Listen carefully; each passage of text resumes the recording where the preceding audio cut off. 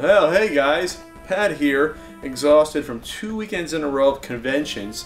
First, SGC in Dallas, Texas, and then the next weekend I had Con Bravo in Ontario, Canada. So what better time for a non-boxing video, huh? A combination non-boxing video, along with a recap of what happened. First, SGC.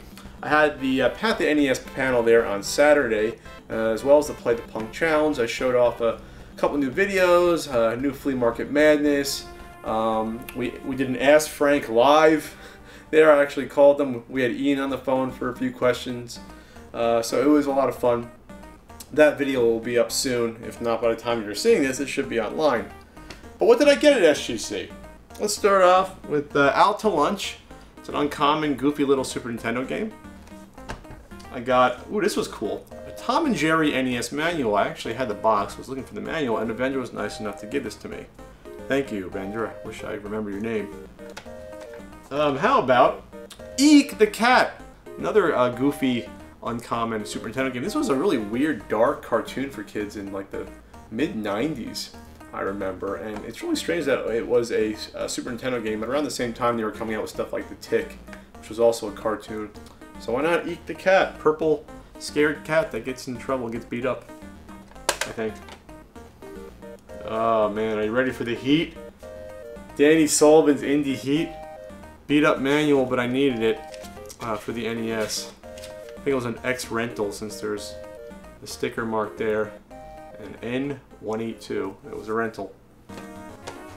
Label upgrade! It's dudes with attitudes. Now, the American Video Entertainment cards are notorious for having these labels that get a lot of glue bleed through and they're easily torn.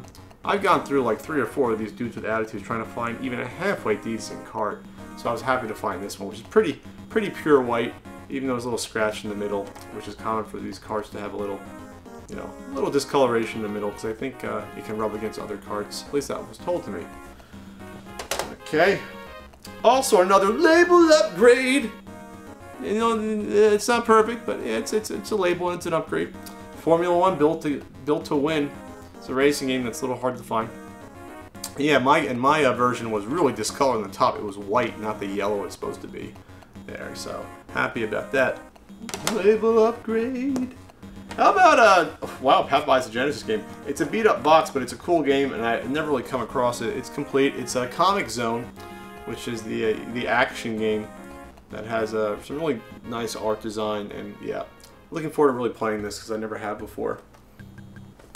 Another Genesis game. This just looks fun. I might have to review this at some point. Barney's hide and seek game. Yeah, Barney. Remember Barney? We all do, or at least in my nightmares. Barney names favorite things like toys and animals. Children always win, and Barney never gets hurt because we can't show kids that there's any challenge in life at all. We can't show kids that there's failure and disappointment ever. You always will win, children.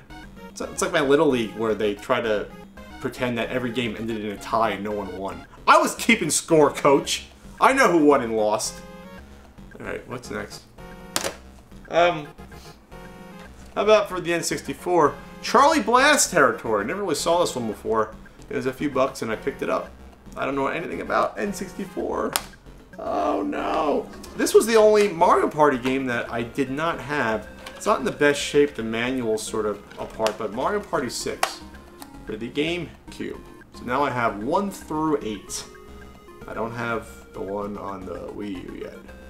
Really, is there any need after like 6 Mario Party games? I don't know. But I didn't have this one. Now I do. How about a computer game? Which, unfortunately, I had already, but I took a shot. King's Quest IV, The Perils of Rosella. This was significant because, for a couple reasons. For the first one was that it was the first computer game, at least graphically, that had a female protagonist that was the hero of the game, which is, I think, the king's daughter. Yeah, that's who it is. I can't think right now. I'm tired who actually the king's daughter is in King's Quest. Someone's going to berate me for forgetting that. I'm barely awake doing this, but it was also significant because it was, I believe, the first computer game to have full Sound Blaster and ad-lib card support. which was very important. And we're talking, what is it, 88? So after this point, you know, games were often running on the computer with really good sound if you had a sound card, if you bought it to add it on. Like Roland made a sound card, I believe. I think Turtle Beach were making them in the late 80s, early 90s. There you go, King's Quest 4. It'll be up on eBay at some point, but I already have it. Oh no, Pretzel will sell it too! Alright, Bullfrog presents Syndicate. Now, Syndicate was on the computer, on a few different consoles, and this was like a futuristic, like a real-time strategy game, where it's like cyberpunk war on the streets, and yeah, it's really cool. I really want to play this at some point, and I had no idea it was on the 3DO. My 3DO collection's a little lacking. I only had about 15, maybe 20 games at that. I didn't realize how expensive they were. This one was affordable. Why is there a sticker on the side? I'm going to try to peel it off now. No, I'll do it later because I'll probably end up ruining the box. That's Syndicate for you. There. Super Nintendo game, another one. Uncharted Waters, which is very hard to find on the NES. Super Nintendo, not as much. It's still uncommon. So, yeah, got a good deal on it. Picked it up. Finally, I'll take it out of its protector. But I actually brought an extra Puzznick. I had a double Puzznick, which is a somewhat hard to find puzzle game. And so I brought the game, and the guy next to me, the vendor, had a bunch of NES boxes for like $4 to $5 each. And he had Puzznick there, and I figured, why not just get the box and I'll have a box and a game, and I do. And I do, it's Puzznick. I just need to find a manual out there. You want to have a manual Puzznick you want to give me for a few bucks? Let me know. And that was SGC. It was very fun. Spoke with a lot of cool people there. Andre, Black Nerd Comedy, really nice guy. Of course, my buddy Brennel Floss, Pro Jared, Billy and J Game Chasers, who I hung out with a little bit. And then you had other people that I never really got a chance to speak to before, like JonTron, who spoke with like Saturday night. And believe it or not, we talked about yoga. I was trying to get him to do yoga, and I actually demonstrated like a shoulder stand for him. So that's a strange pairing to begin with, me and JonTron, but then having us talk about yoga and trying to, you know, figure that out for him. But he's going to start doing it, so get on Twitter and say, JonTron, Pat says you better start doing the yoga like you promised. So that was SGC. Con Bravo, went there last year, had a good time, came back again, hawking my wares, my wristbands, my DVDs, and had a couple panels there too. I had a retro game collecting panel, 11:30 at night, with Shane Lewis, Rue, Billy and Jay of the Game Chasers, and that was fun.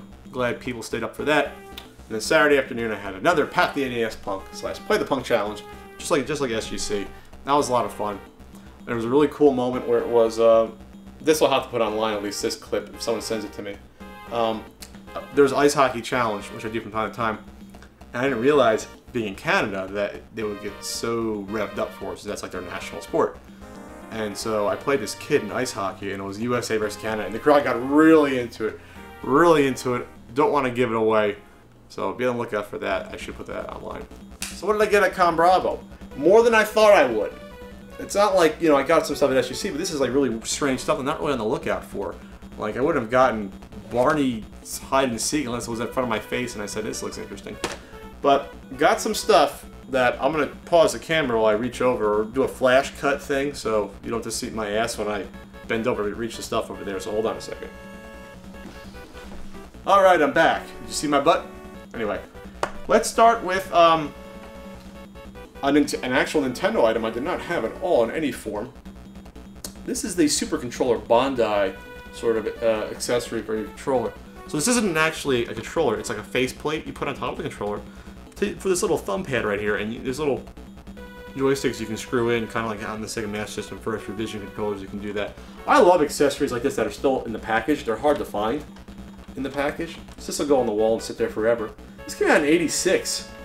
So Bandai was really on the forefront of the accessory technology that was absolutely useless. So you don't really come across these too often, even out of the box. I have one on one of my controllers.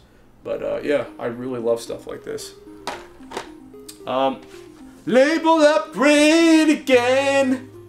How about Motor City Patrol, which is almost like the GTA on the NES of its time. So my label wasn't awful, but labeled upgrades are always nice. So there you go. Thanks, Scott, for giving me a good deal on this one. There we go.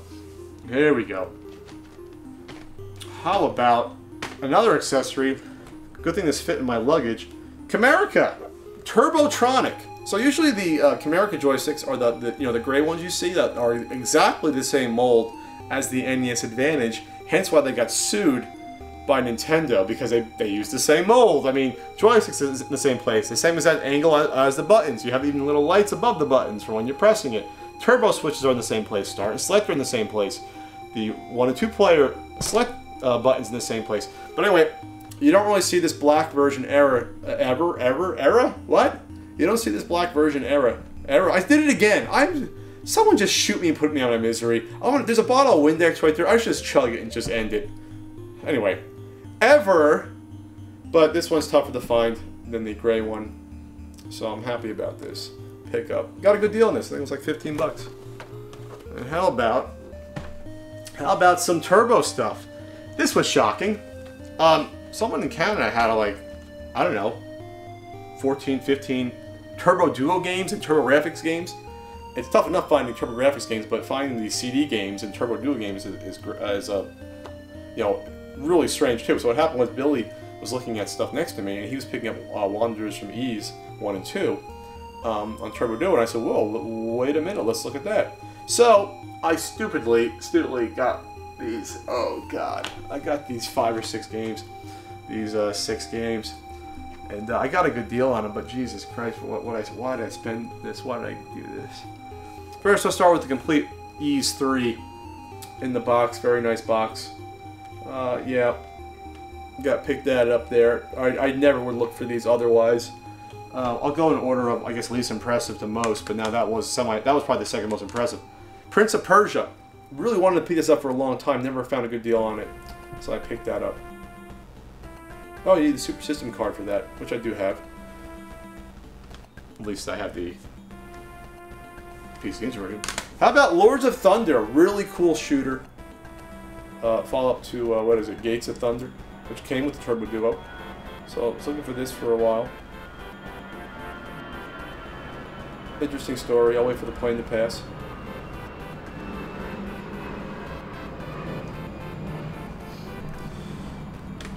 There we go. Dragon Slayer. You don't find this one too often. I honestly have no idea what it's about. It's like 14 people bought this when it came out. Another Super System one. Dungeon Explorer 2. Now, the original Dungeon Explorer was a Hulu card game, and this is a really sweet looking sequel that goes for quite a bit if you can find it. But more than quite a bit. And this is complete with the map poster thingy and the manual. This is probably the 3rd hardest to find CD game, something like that, 3rd or 4th. Beyond Shadowgate. Yeah. Now you remember the original Shadowgate on Nintendo? Well, this is Beyond Shadowgate. Same sort of thing going on here, and it looks really interesting. And yeah, there's a poster in here. This is complete. All the cases are in really nice shape. One has a teeny bit of damage on it, but I mean, I can just swap out that if I really wanted to. So all those games cost nearly $1,000 if you buy them separately, those 5 games. I won't tell you what I spent, but it wasn't close to that, so I'm happy about that. Now, the bad news about this is that now with these 6 games, including Ys 3, I have a good chunk of the TurboGrafx CD library. I think it's only like 34 or 35 games total, something like that. I have most of them now, but I'm missing like 4 or 5 of the other hard-to-find ones. I mean, there's a bunch of hard-to-find ones here, but I'm missing Bonk 3 CD still, and I'm missing like Cotton, and then I'm missing, you know, a couple of others that are hard to find, Terraforming. So I'm not sure I'm going to go for a full set still. We'll see. If you got the hard turbo games you want to sell to me, CD form, can you do half eBay? Do half eBay, and I'm all yours. And speaking of TurboGrafx 16, this Ryan, Super Airzonk World Champ, sent me. You might have seen his videos calling me out in a wrestling fashion. Really cool artwork he did. This is fantastic. Check it out. There's me as Bonk with a little bit of hair in the back. Hopefully I don't look like that when I'm 60. But it's like Baby Pat. Old man Baby Pat, if that makes sense. So there you go. There I am. Thanks, Ryan, for doing this. You didn't really have to. Ryan's a cool dude. And yeah, you didn't get my eyes right. I had green eyes, Ryan. That's okay. Dreamy green eyes are not in there, but this is a great job. It only took them 4 hours to do this, I think. So there you have it. There's what I got. Thanks for my non-boxing video. I think the next convention I'll be at will be September. Is it September? Retropalooza in Dallas, Texas again. And then Portland Retro Gaming Expo will be in October, a month after that. And those should be my conventions for the year until MagFest in January, if you don't count Comic-Con, which is going to be in a day or two from the time you watch this. So thanks, guys. I'll have another video soon announcing a milestone. And no, I'm not pregnant.